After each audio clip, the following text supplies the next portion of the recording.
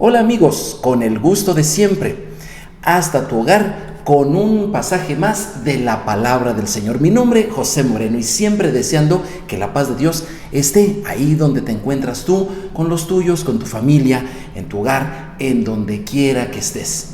Es un gusto siempre poder estudiar la palabra de Dios contigo que me acompañas en esta secuencia. Y el día de hoy estaremos estudiando, el estudio de esta semana es Números capítulo 4 a Números capítulo 7. Es la porción ya número 35, sí, del año, la porción número 35 que lleva por nombre Nazó, que traducido al español significa levanta. Levanta. El pueblo de Israel había ya terminado de recibir la palabra del Señor allá en el monte Sinaí y se disponía en su viaje para la tierra prometida.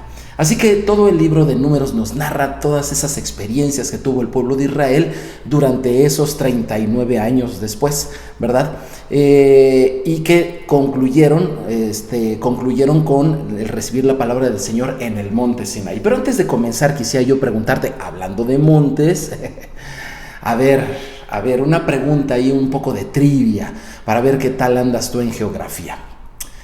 ¿Cuál era el monte más alto antes de que se descubriera el monte Everest? ¿Cuál era el monte más alto antes de que se descubriera el monte Everest? Si tú sabes la respuesta, por favor escríbemelo ahí. Me puedes escribir, ya sea aquí abajo en el video, en tu comentario, o me puedes escribir a somosfamilia@gmail.com. Bueno, muy bien. Vamos aquí adelante con el tema de hoy. El tema de hoy que traigo es reparando a la familia. Y hablando de reparar, por cierto, mi vecino está haciendo unas reparaciones, así que si llegas a oír algunos martillazos durante la grabación, bueno, él está reparando su casa. Espero que no esté reparando a su familia con el martillo.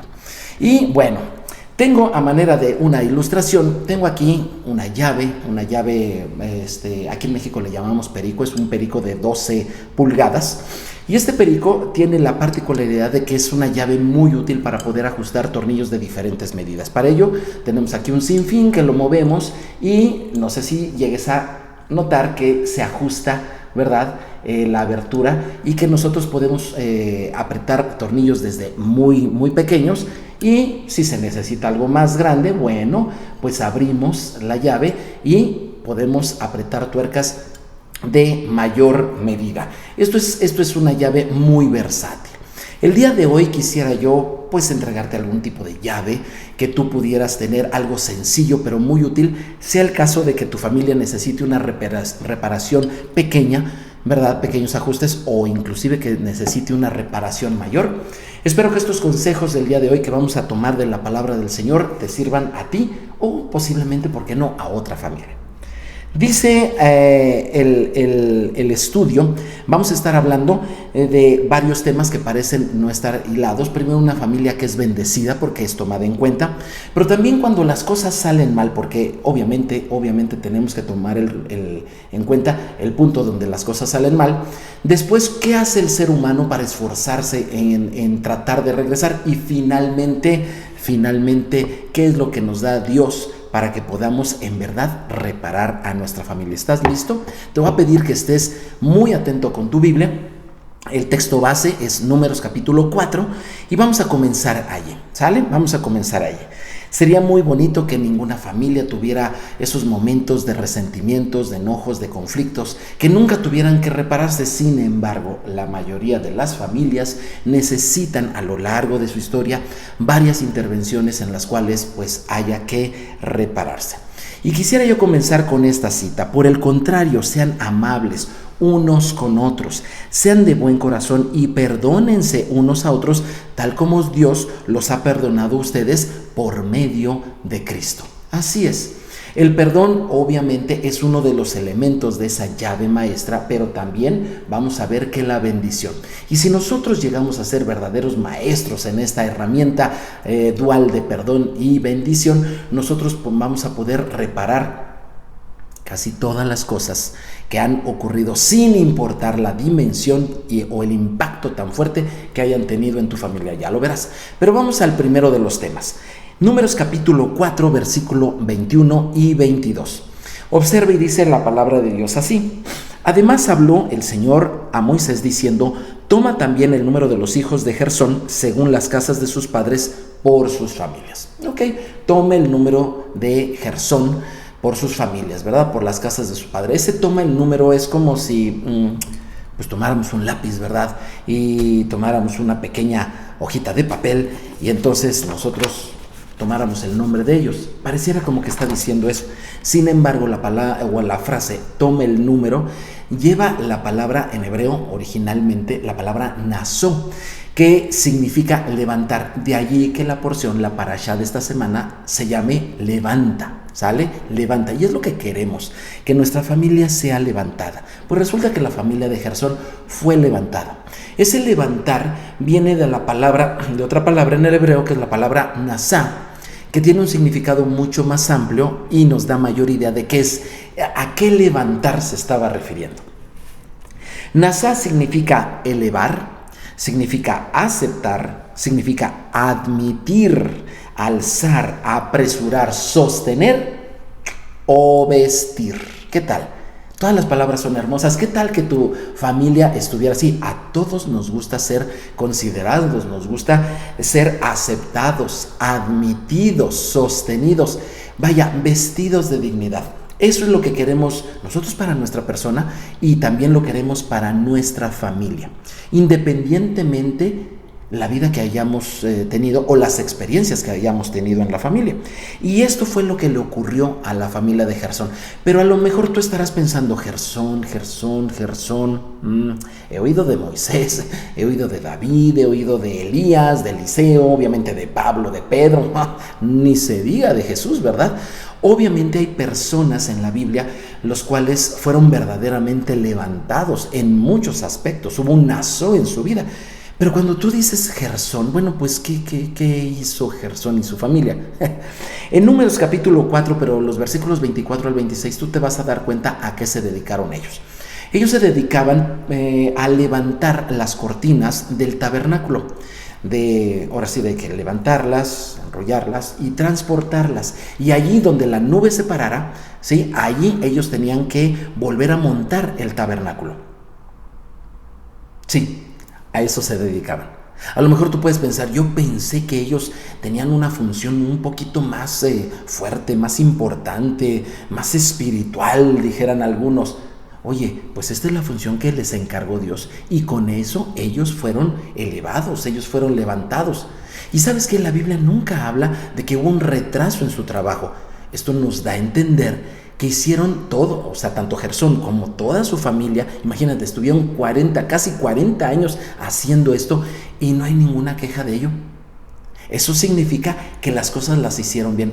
Y ahorita me estoy recordando, ¿verdad?, de Colosenses, que lo tengo aquí apuntado, capítulo 3, versículo 23, donde dice: y todo lo que hagas, hazlo de corazón, para el Señor, no para los hombres. Sí, todo lo que hagamos lo tenemos que hacer de corazón. ¿Qué tienes tú que hacer?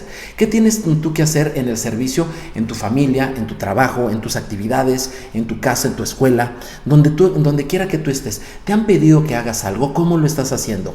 Lo haces porque tienes que hacerlo, lo haces porque te conviene hacerlo, o lo haces porque quieres hacerlo y lo quieres hacer de todo corazón. Pues así dice la Escritura, y así lo hicieron Gersón y sus hijos, sus descendientes.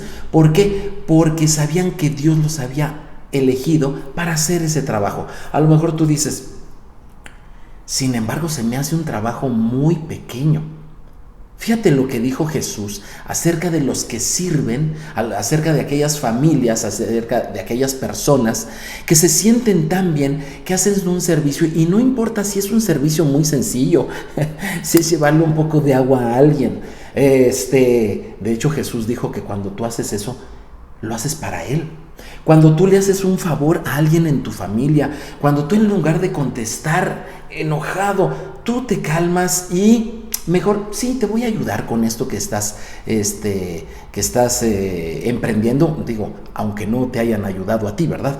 Cuando tú sirves a los demás de todo corazón, tú estás sirviendo realmente a Dios. Fíjate lo que dice Jesús en Lucas capítulo 19, versículo 17. Él está dando una parábola y dice así: Él les dijo: Está bien, buen siervo, por cuanto en lo poco has sido fiel, tendrás autoridad sobre 10 ciudades. Fíjate, un servidor que hizo algo en lo poco, Jesús dice, tendrás autoridad sobre 10 ciudades. Sin embargo, a mí se me hace mucho, ¿verdad?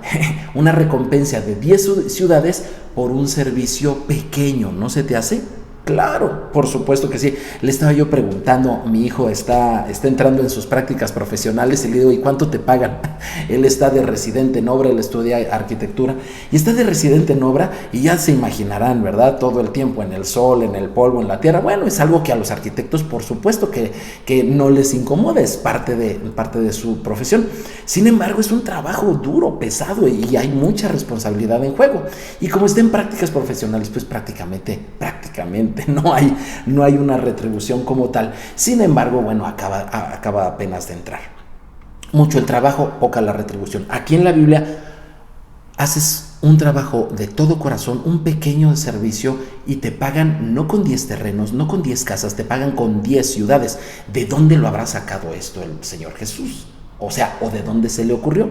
Fíjate, en el libro de Jueces, aquí está el dato, en el libro de Jueces, te vas a sorprender quizás, capítulo 21, versículo 6, la Biblia dice así, los hijos de Gersón, esto ya pasó mucho tiempo de lo que te digo, que ellos se dedicaban a transportar las cortinas del tabernáculo, dice, los hijos de Gersón obtuvieron de las familias de la tribu de Isaacar, de la tribu de Aser y de la tribu de Neftalí y la media tribu de Manasés en Basán, 13 ciudades. Las demás tribus tenían que entregarles a los levitas ciudades y les dieron 13 ciudades. Por andar cargando cortinas nada más de aquí para allá. Sí, claro, eran las benditas cortinas del tabernáculo. Sí, pero de todas maneras era un servicio que no se requería mucho, aunque claro, hacían su trabajo con excelencia, hacían las cosas bien, a tiempo, en orden, tenían que seguramente todo perfectamente controlado y sabían perfectamente el tiempo que les llevaba levantarlos y el tiempo que les llevaba montar el tabernáculo. Por supuesto que sí. Las personas han de haber sido profesionales en lo que hacían, acuérdate, lo hacían de todo corazón, pero les dieron 13 ciudades y con gusto se las dieron. Ahora ya entendí lo de Lucas 19, Jesús lo dice porque seguramente Jesús sabía el libro de Josué y le seguía la pista también a otras personas como Gersón y su familia que servían al Señor de todo corazón. Así que grandes bendiciones hay para ti y tu familia cuando le sirves al Señor de todo corazón. Aquí en Gersón tenemos el ejemplo de una familia que es considerada Nazó, una familia que es levantada, admitida, aceptada. Eran gente querida en la sociedad. ¿No quieres tú así a tu familia? ¿No quieres tú así a tus hijos, a tus descendientes, a tus nietos? Oye, qué buen reporte me han dado de tus nietos. ¿Cuántos abuelitos les gustaría escuchar eso? Oye, fíjate que el otro día oí unos comentarios muy buenos de tu hija. Oh, sí, es muy dedicada en su trabajo y parece ser que le está yendo muy bien en su nueva empresa. ¿Verdad que nos gustaría oír muy buenos comentarios de nuestros hijos en todos los aspectos? En su vida personal, su vida sentimental, su vida espiritual, su vida económica, ser verdaderamente levantados por el Señor. Wow, eso es algo que todos quisiéramos. Sin embargo, esto no siempre sucede así. Parece como si ahorita me estoy acordando de un viaje que hice con mi hermano, mis tíos, ¿verdad? Y mis primos, los que son de mi misma edad. En una ocasión íbamos de Guadalajara, Jalisco, íbamos a Mazatlán, Sinaloa. Y ahí vamos, nos subimos en una camioneta, en una furgoneta de los años 70, ya sabrás cuál es. Y ahí íbamos todos bien contentos, éramos bastantes los que íbamos allí. Cuando de repente, ya más o menos como media hora antes de llegar a Tepic, todavía era despoblado, se oyeron 4 golpes fuertes en el motor de la camioneta y dice mi tío, Se rompió el motor, se desvieló. No había nada ahí, no había talleres mecánicos, no existía el auxilio vial, tampoco estaba la cultura de los seguros donde le hablas, no teníamos celulares, no había absolutamente nada. Entonces mi tío tuvo que regresarse en un camión a la ciudad de Guadalajara, comprar un motor y venir con nosotros. Obviamente ya tú sabrás que nosotros pasamos toda la noche allí. Y cuando llegó mi tío, ya más o menos por ahí de las 11 de la noche, llegó con el motor y tuvimos que ayudarle 4 muchachos inexpertos, entre los cuales estaba yo, y tuvimos que ayudarle con piezas como esta a montar un motor. Nos llevó toda la noche, no sabíamos nada de las medidas, etcétera, etcétera. Sin embargo, pudimos arreglar ese motor. Nuestro viaje, que debió haber durado 8 horas, se extendió por 48 horas. Y muchas veces, la vida de las familias así es. Van muy felices, van muy contentos, tienen un proyecto, se están realizando, están ocurriendo las cosas hermosas que pasan en una familia. El matrimonio se quiere, los hijos respetan a los padres cuidan a los hijos, los hermanos se ayudan entre ellos, en fin, una maravilla. Sin embargo, a veces se truena el motor, a veces pasa un accidente, a veces ocurre algo fuerte. Y en el estudio de esta semana, en lugar de seguir detallándonos la bendición que tenía ciertas familias, de repente en el capítulo 5 de Números viene la famosa ley de los celos, y es porque el Señor habla de cuando hay infidelidad en el matrimonio. Sí, no quisiéramos romper este momento tan dulce, ¿verdad?, de hablar de familias llenas de bendición. Sin embargo, cuando tú vas en un viaje por la vida y algo llega a suceder tan fuerte, créeme, las familias no vuelven a ser las mismas. Dice la ley de los celos, dice Números capítulo 5, versículos 11 al 14. También el Señor habló a Moisés diciendo: habla a los hijos de Israel y diles, si la mujer de alguno se descarriare. Se utiliza la palabra en hebreo sotá, que significa desviar. La mujer se desvió. Su cometido era serle fiel a su esposo. Sin embargo, se desvió. Le llamó la atención a algún otro varón, empezó a admirar las cualidades de otra persona, y llegó el momento en que hubo un encuentro y después algún otro encuentro, hasta que empezaron a suceder las cosas que no deberían de suceder. Dice aquí, y le fuere infiel. Se descarriara la mujer y le fuere infiel. Y alguno cohabitare con ella, obviamente, y si uno tuvo relaciones con esa mujer casada, y su marido no lo hubiere visto por haber ella mancillado ocultamente, ni hubiere testigo contra ella, ni hubiere sido sorprendida en el acto. A lo mejor tú dices, aquí nadie vio, aquí nada pasó. No dice así. Versículo 14, si viniere sobre él espíritu de celos y tuviere celos de la mujer, habiendo ella mancillado, o viniere sobre él espíritu de celos y tuviere celos de su mujer, no habiéndose ella amancillado, y comienza a describirte el proceso que debería de suceder. El hombre no se podía quedar callado. Ante ese sentimiento, oye, la esposa ya no es la misma, no lo quiere igual, ¿qué tenía que hacer? El hombre tenía que hablarlo, pero no con quien sea, por supuesto que no. Lo que tenía que hacer es llevarla con el sacerdote, llevarla allí al tabernáculo o en el templo, sí, cuando hubiera templo, y llevarla allí y exponerle al sacerdote el caso. Obviamente, imagínate, esto ya es tenso, tener que ir la pareja para denunciar una infidelidad, o mejor dicho, la sospecha de una infidelidad. Esto ya es bastante fuerte. Ya si no hubiera infidelidad, por lo menos aquí la confianza en el matrimonio, ya simplemente por este proceso empieza a verse afectada, ¿no te parece? Y entonces resulta de que el sacerdote le preguntaba a la mujer, y la mujer, si respondía que sí, bueno, había un protocolo que seguir, pero si respondía que no, entonces el sacerdote tenía que hacer esto, le tenía que advertir sobre las maldiciones que hay por ser infiel en el matrimonio. ¿Por qué? Porque la infidelidad en el matrimonio rompe completamente a la familia. La familia no vuelve a ser lo mismo. Lo que te puede pasar con que se rompa un motor, digo, eso no es nada. Lo puedes llegar a contar un día como una anécdota, inclusive hasta divertida, pero que se rompa una familia es algo serio. Es algo fuerte que el hombre o la mujer sean infieles. Mira, no solamente sufre la pareja, sufren los hijos, sean que estén viviendo ahí en la casa o sea que ya estén casados. Es un mensaje tan negativo y tan fuerte, tan contundente a la vida de los hijos, como diciéndoles, en fin, no quisiera yo decir mejor lo que puede significar una infidelidad, pero si por casualidad tú estás dejando de admirar a tu esposa, varón, o tu mujer estás dejando de admirar a tu varón, a tu esposo, si las sonrisas ya no están allí, si las formas de hablarse son ya muy ásperas, si encuentras agrado en conversación con otras personas, créeme, estás acercándote a un camino que no te conviene. Es importante que se guarde la fidelidad matrimonial porque de eso dependen muchas cosas. Esta ley de los celos ahí va más allá y resulta de que el sacerdote le advertía a la mujer sobre las maldiciones, sobre la infidelidad y lo que hacían es que ahí sí escribían el nombre de Dios en un papel con tinta, escribían y lo ponían en agua. Obviamente esa tinta se desvanecía en el agua y esas aguas se les llamaban las aguas amargas y la mujer tenía que beber el agua.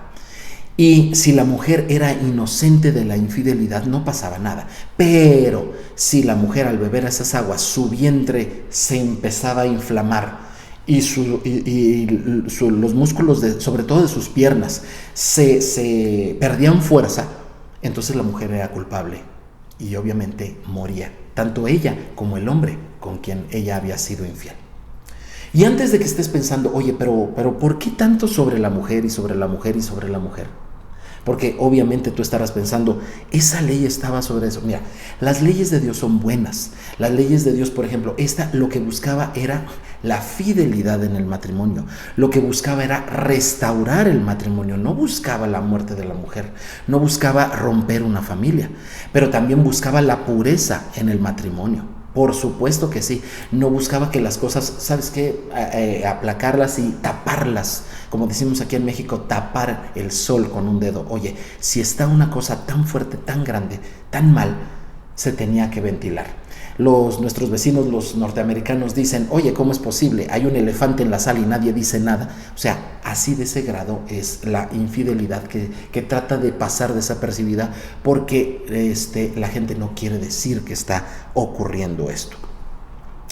Sin embargo, antes de que empieces a pensar que es una ley que se carga sobre la mujer y que le carga toda la responsabilidad a ella, yo quiero que pienses en esto. Si la ley es buena, la palabra de Dios es buena, entonces, ¿se habrá aplicado en alguna ocasión esto? Por supuesto que sí. Si tú estuviste conmigo en clases pasadas, sabrás que vimos Éxodo capítulo 32 y si no, te invito a que lo leas terminando esta clase.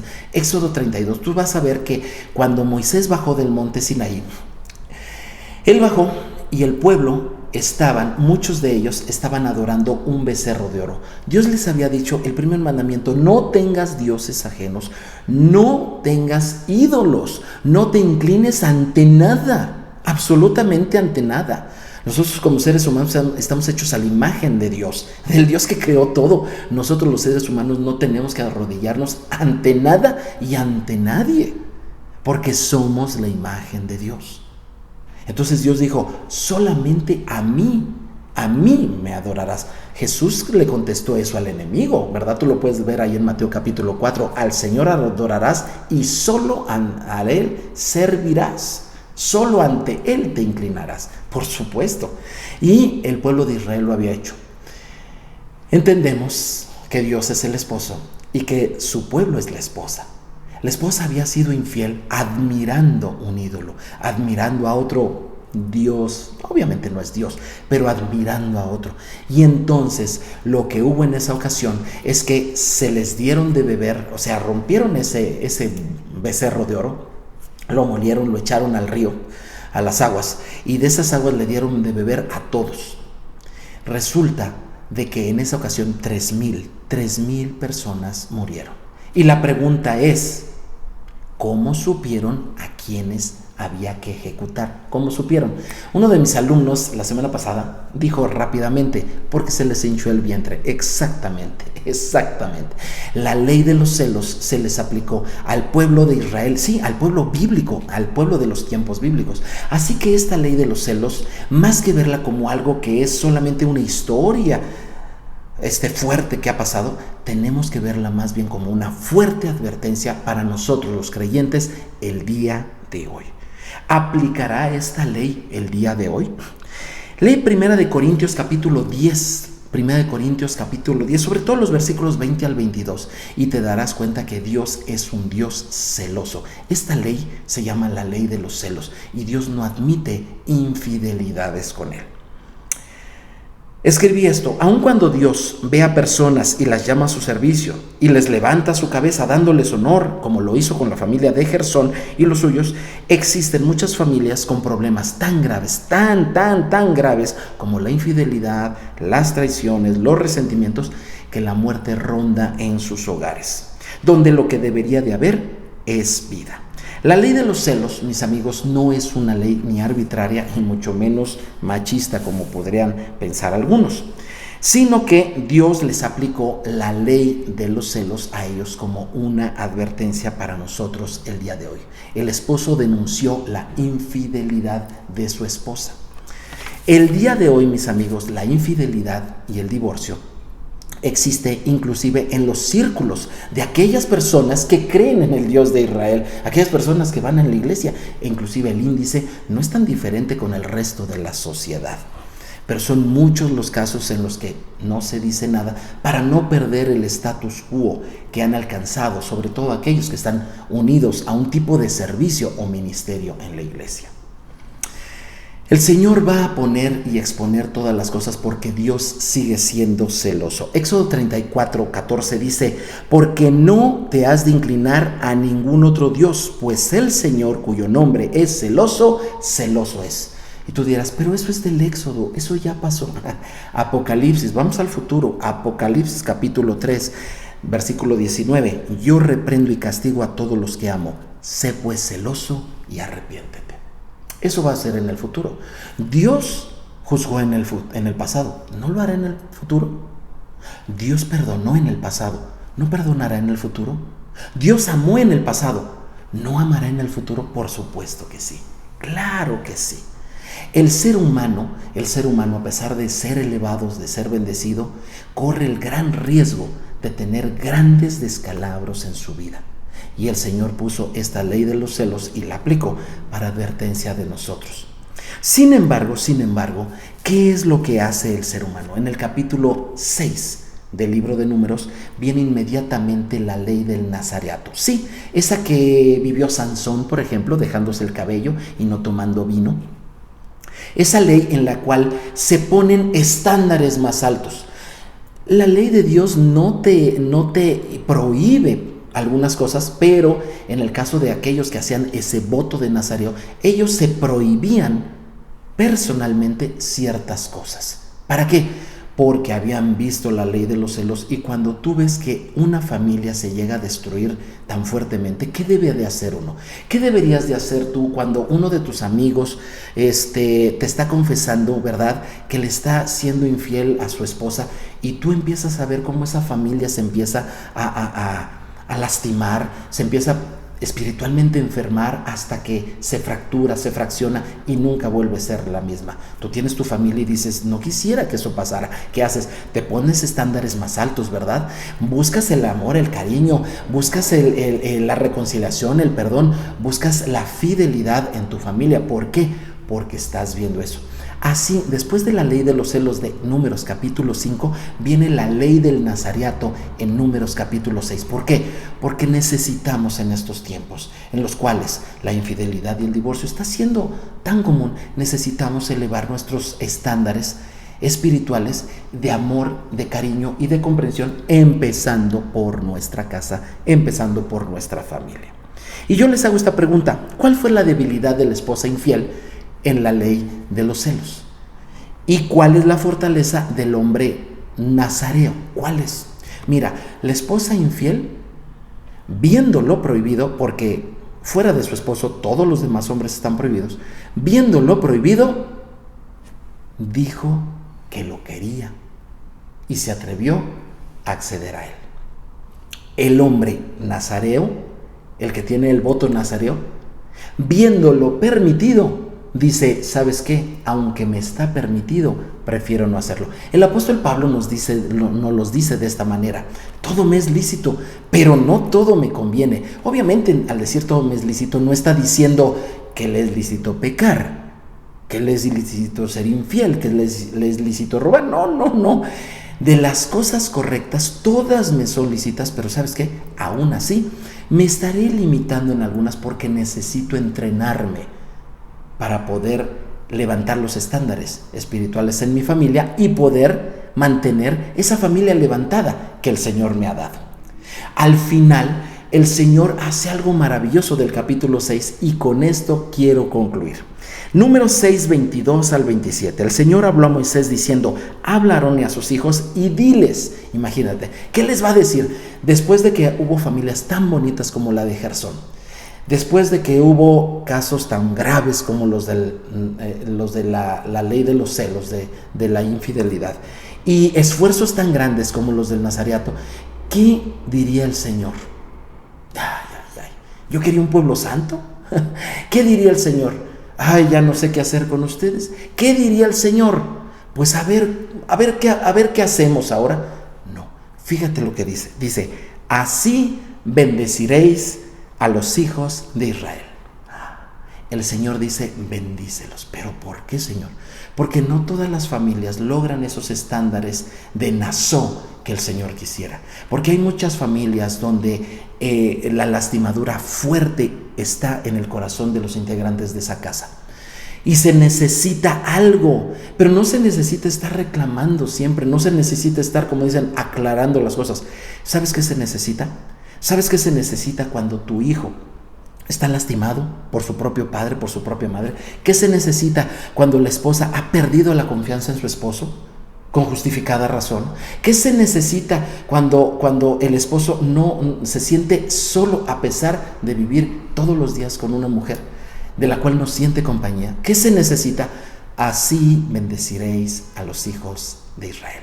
Así bendeciréis a los hijos de Israel. Y la bendición en hebreo, fíjate cómo dice: Yaverejeja Adonai veyishmareja, Yaer Adonai panav eleja v'ikhuneja, Yisha Adonai panav eleja veyashem leja shalom. Si te fijaste, esta oración tiene una particularidad muy interesante. Te la voy a decir en español.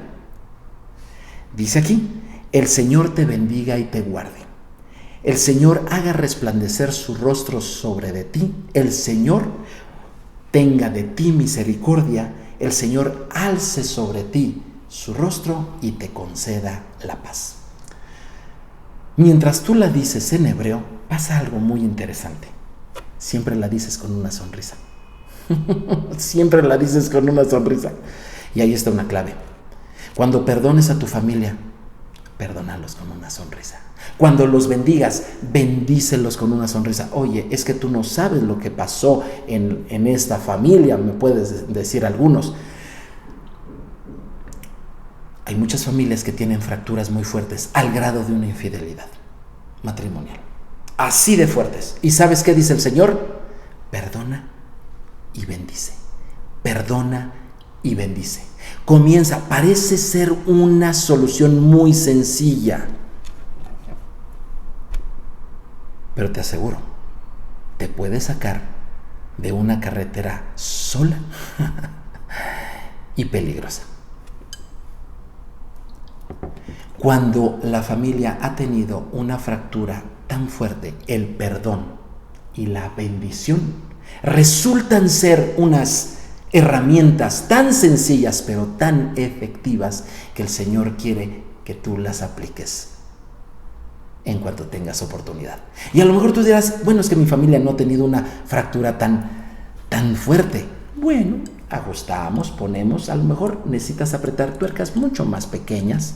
Sin embargo, será la misma llave de perdón y bendición que tú podrás aplicar. Mi nombre, José Moreno. Tú ya me conoces. Te invito a que estés aquí conmigo en estos estudios semanales de la palabra del Señor en la secuencia que lo harían precisamente los profetas, los apóstoles y el mismo Señor Jesús. Que el Señor te bendiga, comparte, suscríbete y dale clic a la campanita. Nos vemos en la siguiente. Shalom, shalom.